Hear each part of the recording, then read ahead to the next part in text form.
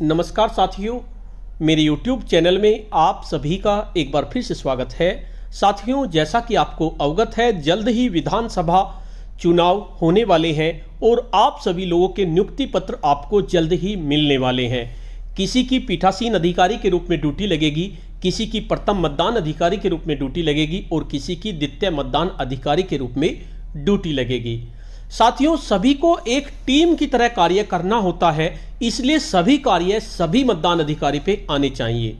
पीठासीन अधिकारी के अलग कार्य होते हैं, प्रथम मतदान अधिकारी के अलग कार्य होते हैं और द्वितीय मतदान अधिकारी के अलग कार्य होते हैं, लेकिन हम एक टीम की तरह कार्य करते हैं, इसलिए प्रत्येक कार्य प्रत्येक कर्मी को आना चाहिए। क्योंकि कभी कभी ऐसा हो जाता है, बुजुर्ग अगर पीठासीन मिल जाते हैं तो पीठासीन की जगह प्रथम मतदान अधिकारी को कार्य करना होता है, या हमारा प्रथम मतदान अधिकारी बुजुर्ग होता है या अक्षम होता है तो हमें उसकी जगह कार्य करना होता है। तो आज की इस वीडियो में हम प्रथम मतदान अधिकारी के कार्यों के बारे में जानेंगे कि प्रथम मतदान अधिकारी के क्या क्या कार्य हैं और क्या क्या दायित्व हैं, और इसके साथ साथ हम ये भी जानेंगे कि प्रथम मतदान अधिकारी को किन विशेष बातों का ध्यान रखना होता है। साथियों, वीडियो को शुरू करने से पहले मैं आपको बता देना चाहता हूं, अगर आप चाहते हैं इस तरह की इंफॉर्मेटिव वीडियो आपको एक प्लेटफॉर्म पर मिले तो उसके लिए मैंने इंफॉर्मेटिव वीडियो व्हाट्सएप ग्रुप और इंफॉर्मेटिव वीडियो टेलीग्राम ग्रुप बनाए हुए हैं। आप चाहें तो मेरे ग्रुप से जुड़ सकते हैं। ग्रुप का लिंक आपको वीडियो के डिस्क्रिप्शन बॉक्स में मिल जाएगा, जिस पे क्लिक करके आप मेरे ग्रुप से जुड़ सकते हैं। साथियों, वैसे तो टीम का मेंबर पीठासीन अधिकारी सर्वोच्च पद पर होता है, लेकिन अगर पीठासीन अधिकारी आपके बुजुर्ग होते हैं तो उनका दायित्व प्रथम मतदान अधिकारी को संभालना होता है। इसके साथ साथ प्रथम मतदान अधिकारी के भी अतिरिक्त कार्य होते हैं, इसलिए प्रथम मतदान अधिकारी इस टीम का एक विशेष मेंबर होता है, जिसे कभी पीठासीन का कार्य करना पड़ता है और कभी प्रथम मतदान अधिकारी का कार्य करना पड़ता है।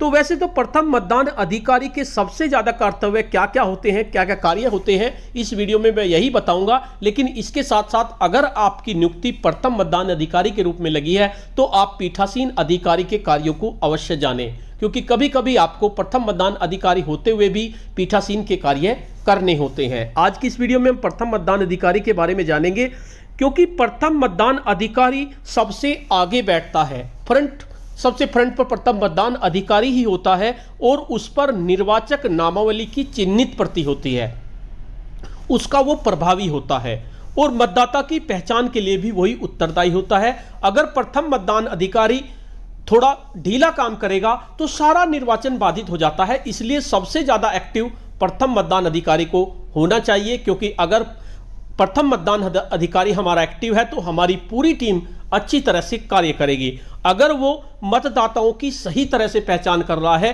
तो कोई भी गलत वोट नहीं गिरेगी और आपको चुनाव के दौरान कोई भी दिक्कत नहीं आएगी। मतदान स्थल पर प्रवेश करने पर मतदाता सीधे प्रथम मतदान अधिकारी के पास आएगा, जो पहचान के बारे में अपना समाधान करेगा। तो जैसे ही आप प्रथम मतदान अधिकारी के पास प्रथम मतदाता आता है, द्वितीय मतदाता आता है, तो आपका सबसे पहला कर्तव्य है उसके नाम को जोर से बोलना। अगर आप उसके नाम को जोर से बोलेंगे तो वहां पर जो एजेंट है वो उसको सुनेंगे, और अगर वो गलत होगा तो एजेंट तभी उसके ऊपर आपत्ति कर देंगे। और अगर आपने उसका नाम जोर से नहीं बोला और एजेंट को पता ना चला और कोई गलत वोट गिर गया तो फिर जब असली आदमी आएगा तो बहुत दिक्कत हो जाएगी। इसलिए प्रथम मतदान अधिकारी को बहुत जोर से, जैसे भी कोई मतदाता आता है उसको बोलना है अपनी चिन्हित प्रति में उसका नाम देखने के बाद। मतदाता की पहचान सुनिश्चित हो जाने पर लाल स्याही से संबंधित मतदाता के विवरण बॉक्स में तिरछी रेखा खींचनी है। अगर मतदाता आपका पुरुष है तो आपको तिरछी लाइन खींचनी है लाल पेंसिल से, और अगर मतदाता आपका महिला है, अगर महिला है तो तिरछी लाइन तो आप खींचेंगे ही, इसके साथ साथ बॉक्स के ऊपरी हिस्से में एक गोल का निशान भी बना देना है। तो ये प्रथम मतदान अधिकारी का कार्य है। सबसे पहले जो भी मतदाता आता है उसके नाम को आप अपनी वोटर लिस्ट में ढूंढें और उसके साथ साथ जोर से उसको बोले भी, जिससे कि वहां खड़े मतदाता या अन्य एजेंटों को उसका नाम पता चल जाए, और अगर वो गलत है तो वे उस पर आपत्ति तभी उठा दे। अगर आप जोर से नहीं बोलेंगे, सही तरह से पहचान नहीं करेंगे तो सारा मतदान बाधित हो जाएगा। तो आपको किस तरह से करना है, देखिए, जब आपके पास कोई आता है तो आपको दस्तावेज लेना है उसकी पहचान के लिए, जिसमें आप मतदाता पहचान पत्र उसका ले सकते हैं, वो उसका आधार कार्ड हो सकता है या वोटर कार्ड हो सकता है। अगर उसके पास ये नहीं है तो उसके पास पासपोर्ट होगा। इसके साथ साथ ड्राइविंग लाइसेंस उसके पास अगर है वो भी देख सकते हैं। सर्विस पहचान पत्र यानी वो कहीं नौकरी करता है वो आप देख सकते हैं। उसके बैंक की पासबुक, ऐसी पासबुक या डाकघर की ऐसी पासबुक जिसमें उसका फोटो लगा हुआ हो, वो आप देख सकते हैं। इसके साथ साथ आप उसका पैन कार्ड देख सकते हैं, जो भी आप देखेंगे। स्मार्ट कार्ड देख सकते हैं, मनरेगा जॉब कार्ड दे सकते हैं, स्वास्थ्य बीमा स्मार्ट कार्ड दे सकते हैं, पेंशन दस्तावेज दे सकते हैं, सरकारी पहचान पत्र जो भी उसके पास हो, या उसका आधार कार्ड देख सकते हैं, क्योंकि ज्यादातर आधार कार्ड ही आएंगे। आपको देखना है, और इसलिए देखना है क्योंकि इस बार रजिस्टर में आपका रजिस्टर होता है 17A, तो उसमें लास्ट की 4 डिजिट एंटर करनी होगी द्वितीय मतदान अधिकारी को, तो इसलिए आपको वो देखना जरूर होगा। उसके साथ साथ ये सब देखने के साथ साथ आप उसका नाम जोर से भी बोले, जिससे कि पता चल जाए। उसके बाद जब आपको पता चल गया कि मतदाता सही है, आपने जोर से नाम बोला, किसी ने आपत्ति नहीं उठाई, तो आपको वर्किंग कॉपी में किस तरह से करना है, देखिए इस तरह की वर्किंग कॉपी आपके सामने होगी। इसमें देखिए अगर जेंट्स है तो उसको क्रॉस इस तरह से कर देना है, अगर लेडीज है तो आपको क्रॉस तो करना ही है। क्रॉस करने के साथ साथ जो नंबर है उसका, उस पर वहां आपको गोल भी करना है। इसके साथ साथ आपको यह भी ध्यान रखना है कि कितने मतदाता आए, कितने मतदाता नहीं आए। और वोटर लिस्ट में देखिए कहीं पर आपको डिलीटेड लिखा मिलेगा, इसके साथ साथ कहीं पर ईडीसी मिलेगा और कहीं पर पीबी मिलेगा। तो अगर कोई ईडीसी का है, ईडीसी से मतलब है कि किसी ने मान लीजिए कोई बाहर नौकरी करता है और नौकरी करने के बाद वो अपना वोट डालने नहीं आ सकता, तो अगर वो वोट डालने नहीं आ सकता तो वो किसी को प्राधिकृत कर देता है, गांव के किसी अपने चाचा ताऊ के भाई को प्राधिकृत कर देता है, मेरा वोट तुम डाल दो। उसको ईडीसी का लेटर मिलेगा वहीं से, तो उस लेटर को वो लेके आएगा, आपको वो लेटर लेके रख लेना है और ईडीसी वाले पे निशान लगा देना है।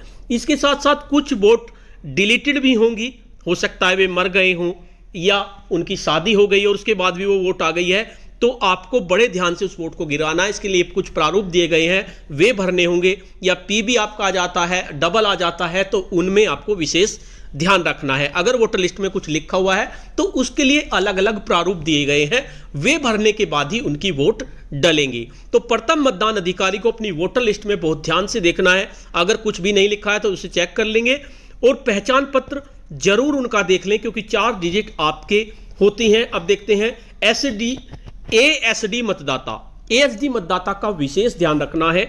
यदि मतदाता निर्वाचक नामावली में किसी मतदाता के आगे अनुपस्थित, एब्सेंट लिखा हुआ, मान लीजिए निर्वाचन नामावली में जो भी कुछ होंगे, या तो उनके आगे एब्सेंट लिखा होगा या शिफ्टेड लिखा होगा या डेड लिखा होगा, तो ऐसे मतदाता को एएसडी मतदाता कहते हैं। इनकी आपको विशेष ध्यान रखना है। इनका नंबर भी आपको याद रखना है कि आपने कितने ऐसे मतदाताओं के वोट डाले। इसके साथ साथ ऐसे मतदाता के मतदान स्थल पर उपस्थित होने पर उनकी पहचान सुनिश्चित करने के बाद निर्धारित प्रारूप पर घोषणा भरवाते हुए मतदान की अनुमति आप दे सकते हैं उनको। हालांकि इस तरह के कैंडिडेट्स नहीं आते, लेकिन अगर आते हैं तो आपको प्रारूप भरवाना है और उसकी घोषणा करनी है। और इसके साथ साथ आपको सबसे बड़ा जो काम करना है प्रथम मतदान अधिकारी को, आप इस तरह की एक पेज पर बना के ले जाएंगे, पुरुष और महिला।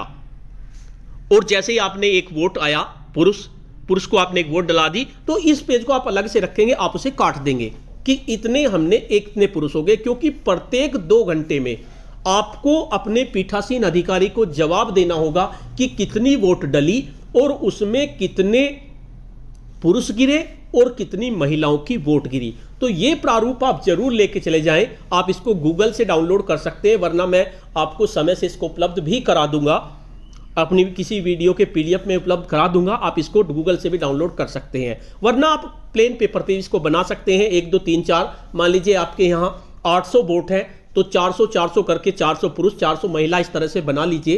क्योंकि आपको सबसे पीठासीन अधिकारी का काम यही नहीं है कि आपको केवल निशान लगाने हैं, इसके साथ साथ प्रथम मतदान अधिकारी को यह भी देखना होगा प्रत्येक 2 घंटे में कितनी वोट गिरी, क्योंकि वो वैसे तो आप गिन के नहीं बता सकते।